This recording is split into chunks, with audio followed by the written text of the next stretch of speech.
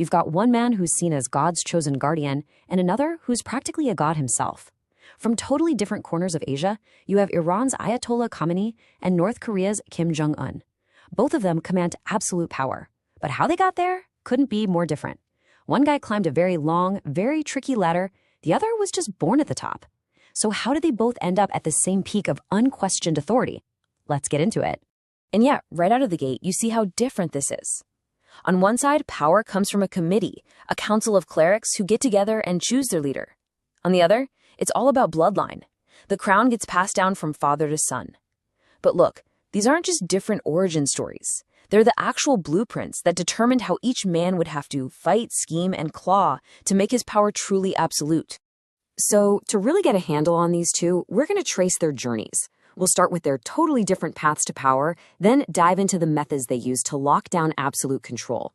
We'll look at the big ideas that justify their rule, how they project power on the world stage, the public images they so carefully build, and finally, we'll get to the big question that hangs over both of them. What comes next? All right, first up, the climb versus the coronation. Let's talk about these two very, very different paths to the top. Ali Khamenei's story is all about the long, patient climb. I mean, he was a revolutionary, he was a president, but here's the really crucial detail. When the top job, supreme leader, opened up in 1989, he wasn't the obvious choice. Not at all. He was a compromise candidate. Now think about what that means. He was given incredible power, but he didn't have that automatic, unquestioned authority that his predecessor had. He had to earn that fear and respect, and that simple fact shaped every single thing he did from that day on. Okay, now contrast that long political game with Kim Jong-un's sudden appearance. For years, he was basically a ghost, educated in secret over in Switzerland, completely unknown to his own people. Then, bam, in 2010, he's revealed to the world. A year later, his dad dies and the entire country is his. No committee, no vote, no compromise. For him, power wasn't something to be won, it was his birthright. So both guys are on the throne, but, getting power, that's one thing. Keeping it and making it absolute, that's a whole other ballgame. And this is where their methods really, really start to diverge. Welcome to the masterclass in forging absolute control.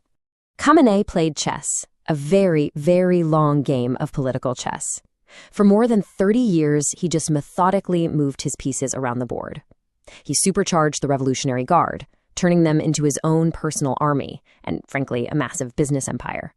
He used his intelligence agencies to crush any dissent. He didn't just defeat rivals, he isolated them, slowly pushed them to the side, until every single important job in the country was held by someone loyal only to him. Kim Jong-un? Yeah, he had no patience for chess. His move was to just flip the entire table over. Just a few years after taking power, he had his own uncle, the guy who was his mentor, publicly executed. His own half-brother, assassinated with nerve agent in a busy airport. This wasn't about political maneuvering. This was sending a brutal, bloody message to anyone who might even think about challenging the young king. Okay, so the power is secure, but you can't rule by brute force forever. You need a story, a big idea that makes your rule feel, not just necessary, but righteous. You need an ideology of rule. For Khamenei, all of his authority flows from this one powerful concept. Vilayat e faqih. It's a doctrine that basically melts politics and religion together. It says the supreme leader isn't just a president or a king, he's God's guardian on earth. And that single idea puts his word above any law, any election, any other politician. His power isn't just political, it's divine. Over in North Korea, the foundation is an idea called juche, this radical self-reliance in everything. But Kim Jong-un added his own personal stamp, byungjin. This policy basically says two things are equally important: growing the economy and building nuclear weapons. The message couldn't be clearer. Having food is great, but it's worthless without a nuclear shield to protect it. The bomb became the very core of their national identity. Now, these aren't just abstract ideas in a book. They have massive, real-world consequences. So let's take a look at how these ideologies actually translate into wielding national power. And you can see right here how their whole worldview plays out. Khamenei's resistance economy is fundamentally defensive. It's designed to survive in a hostile world full of sanctions. Kim's byungjin, on the other hand, is aggressively proactive. It literally ties economic success to nuclear power. For Iran, the bomb is a powerful bargaining chip. For North Korea, it's the crown jewel. This even shapes how they see their common enemy, the U.S. For Khamenei, America is the great Satan, a forever foe. For Kim, they're the main adversary, sure, but one he's sometimes willing to sit down and talk with. But look, power isn't just about policy. It's about performance. It's theater. An absolute ruler has to become a symbol. So now it's time to look at the art of crafting the leader's image. Just listen to Khamenei's own words for a second. The revolution is a living, ongoing entity that we must guard with vigilance and faith. See that language? He's not a president. He's not a general. He's a guardian. And that is his entire brand, the spiritual guardian. He's almost never seen smiling. He's always portrayed as pious, living a simple life, a stoic protector, holding firm against a corrupt world. He doesn't just lead the revolution, he is the revolution.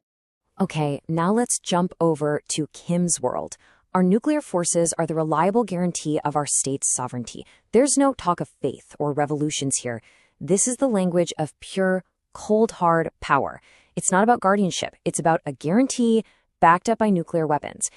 Kim's public persona is just a fascinating performance. One day, he'll dress up exactly like his grandfather, the founder of the nation, to tap into this deep well of nostalgia. The next day, he's the modern strongman in the leather jacket, pointing at missile blueprints and yelling at generals. He manages to be both the past and the future, the inheritor and the innovator, all at once. And really, it all boils down to a single powerful number: 3. He's the third ruler in his family. The third generation. In a world full of republics and democracies, he is the leader of the world's only communist dynasty. And that one fact is the foundation for his entire existence. Which brings us to the final chapter for both of these men. The one question that has to be consuming them both. What happens when they're gone? It's time to ask the question of legacy. Ayatollah Khamenei is well into his 80s, and his health is a constant source of speculation. Officially, the plan is simple. When he dies, a council of experts will just pick a new leader. But come on. After one man has spent decades consolidating all power into his own hands, who could possibly fill that void? The official plan and the political reality are two very different things. And this is where the story takes a truly incredible turn. The whispers in Tehran suggest that Khamenei is grooming his own son, Mojtaba, to take his place. Just let that sink in for a second. In a country that calls itself an Islamic republic, a state founded on the idea of overthrowing a monarch, the supreme leader might be trying to install his own dynasty. It would basically be a betrayal of everything the revolution was supposed to stand for. And all of a sudden, you have this stunning, unbelievable parallel. In Iran, the burning question is, will a dynasty begin? And in North Korea, as Kim Jong-un parades his young daughter, Kim Ju-ae, at missile launches, the question is, how will the dynasty continue? You have a revolutionary state and a dynastic state somehow arriving at the exact same crossroads. The cleric might end up acting just like a king. And the king? Well, he's just acting like a king. So there you have it. The cleric who played chess and the heir who just flipped the board. Both of them molded their nations through sheer, absolute force of will. And now they both face the one enemy they can't purge, outmaneuver, or silence: time. And that leaves us all with the ultimate question. After a lifetime spent building absolute power, what happens when you finally have to let it go? For millions and millions